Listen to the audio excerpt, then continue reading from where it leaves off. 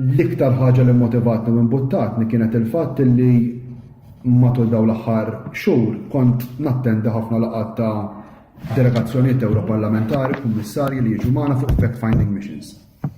U kont nisma' il-mod inġust illi bih kienu jippruvaw jittrattaw lil pajjiżna. Ħafna drabi ġejjin mill-fatt ta' ħsara li kienet qed issir minn Maltin bħalna. U naħseb dak il-fatt kienet l-aħħar imbuttatura illi kelli bżonn sabiex nagħmel dan il-passu nikkontesta dawn l-elezzjonijiet. Qed nagħmilha għaliex sinċerament nemmen li pajjiżna ħaqqu ferm aħjar. Pajjiżna ħaqqu li s-sitt siġġijiet li huma allokati għalina issa ngergru ma ngergrux sitta biss dik hija l-ġeografija u l-popolazzjoni tal-pajjiż u dawk is-sitta għandna u rridu nużawhom bl-aħjar mod possibbli. Meta ġejt affaċċjat b'sitwazzjoni u bdejt inħossha u bdejt ngħixha illi tara barranin li inġustament jattakkaw lil pajjiżek, jiena qed tisma' naħseb nista' nagħti aktar lil pajjiż f'dan l-ambitu wkoll billi nkun leħen ta' dak li verament qed jiġri f'pajjiżna u dak li verament qiegħed jagħmel dan il-gvern għal pajjiż. Nemmen f'ħaġa waħda illi jekk l-Unjoni Ewropea trid tibqa' istituzzjoni rilevanti, klabb relevanti, trid tisma' aktar dak li qegħdin jgħidu ċ-ċittadini Ewropej. Fosthom anke iva, iż-żgħażagħ. Sfortunatament qed għandna llum il-ġurnata Unjoni Ewropea li fajnejn ħafna, issa forsi fajnejn pajjiżna li għandna klima politika sħuna ħafna hawnhekk u aħna pajjiż żgħir. In-nies għadhom mhumiex daqshekk iddistakkati mill-Unjoni Ewropea daqskemm huma stati membri oħrajn, ma fl-istess ħin wieħed irid jirrikonoxxi l-fatt li jisma' madwar l-Unjoni Ewropea in-nies li jgħidu isma' ħan investi kwarta u mun nivvota l-elezzjoni tal-Parlament Ewropew. Minn elezzjoni għall-oħra komplew dejjem jonsu. U fl-elezzjoni li ġejja probabbilment ħankun qegħdin naraw l-istess trend ta' aktar u aktar nies inqas u inqas nies anzi li joħorġu jivvutaw f'dawn l-elezzjonijiet. Imma aħna bħal Brexit l-istess ħaġa.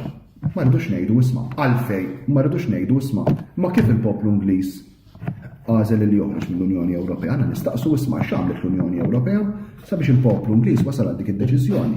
Għalfejn kien hemm dan id-distakkament kollu bejn l-istituzzjonijiet Ewropej u l-Istati Membri. U dak huwa l-eżerċizzju illi għandna nżemmu. Għall-Partit Laburista dawn l-elezzjonijiet huma importanti bħal kull elezzjoni oħra. Però dawn l-elezzjonijiet fl-aħħar mill-aħħar huma l-aktar importanti għall-pajjiż. Huma importanti fl-aħħar mill-aħħar l-iktar importanti għall-pajjiż għaliex pajjiżna ħaqqu ferm u ferm aħjar. Pajjiżna ħaqqu delegazzjoni illi taħdem favur l-interessi tagħna. Jiġifieri fl-aħħar mill-aħħar aħna qegħdin naħdmu mhux biss biex nagħtu rebħa lill-Partit Laburista, mhux biss biex nagħtu rebħa lil Joseph Muscat, imma fl-aħħar mill-aħħar qegħdin naħdmu biex nagħtu rebħa lil pajjiżna li jkollu rappreżentanti deni fil-Parlament Ewropew. L-aspirazzjonijiet tiegħi jekk kemm il-darba ningħata l-fiduċja huwa illi nkun leħen għal kulħadd. Kulħadd ħaqqu leħen fil-Parlament Ewropew. Ħaqhom leħen dawk is-setturi li forsi kienu qegħdin jaqgħu lura.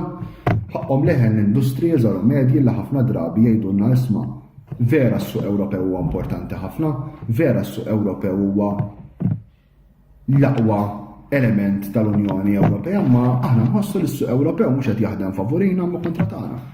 U dawk l-industriji żgħar u medji ħaqhom leħen id-dilettanti tal-kaċċa u l-insejb illi kollhom huma wkoll persuna illi jekk għalkemm jiena mhux ħammur fuq id-dilettanti u ngħidulhom isma' jiena nista' nibdel il-liġi Ewropea x'inha l-liġi Ewropea ma nistax nibdilha. Ma l-inqas inkun persuna li nirrappreżenta l-interessi tagħhom u fejn hemm bżonn li nagħmlu pressjoni. Niddefendu l-interessi tas-settur agrikolu, s-settur tal-aħħar, s-settur tas-sajjieda li tant għandu bżonn illi ikollu leħen fis-suq Ewropew ukoll li sfortunatament ma ntlaqatx tajjeb daqs setturi oħra mis-suq Ewropew minħabba iċ-ċokol u restrizzjonijiet ta' pajjiżna. Nixtieq nkun ukoll leħen favur il-ġustizzja soċjali illi ħafna drabi fuq livell Ewropew qegħdin dejjem nersqu l-bogħod minn Ewropa soċjali u jiena bħala persuna li inħaddan u nos ma' qalbi il-valuri soċjal-demokratiċi, il-ġustizzja soċjali għalija hija l-qofol ta' kollox. U għalhekk nixtieq inkompli immexxi l quddiem aġenda li tgħin liż-żgħażagħ illi minħabba il-background tagħhom, familjari tagħhom waqgħu lura. iż-żgħażagħ illi minn m'għandhomx il-mezzi finanzjarji sabiex ikunu jistgħu jiżviluppaw b'mod totali it-talenti u l-potenzjal tagħhom. Għajnuna li tittingħata lill-anzjani tagħna billi nassiguraw li jkollhom pensjonijiet sostenibbli f'kull stat membru, billi jkollhom l-aqwa livell ta' kura tas-saħħa f'kull stat membru. Għajnuna li trid tingħata wkoll lil dawk l-istati membri li forsi waqgħu lura u l-unika soluzzjoni li kien hemm sa issa fuq livell Ewropew kienet miżuri ta' awsterità.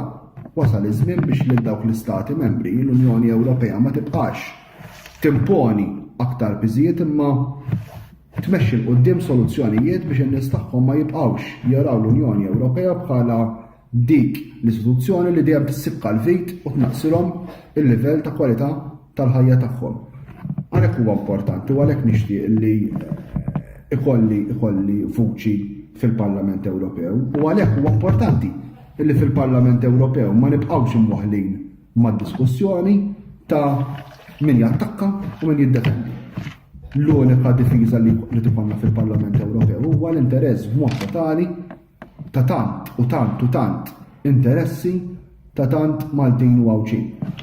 U għalhekk nixtieq illi fil-Parlament Ewropew ukoll nkun vuċi soda għal dawn l-interessi li hemm bżonn li nerġgħu niffukaw l-enerġija u l-attenzjoni tagħna kollha fuq.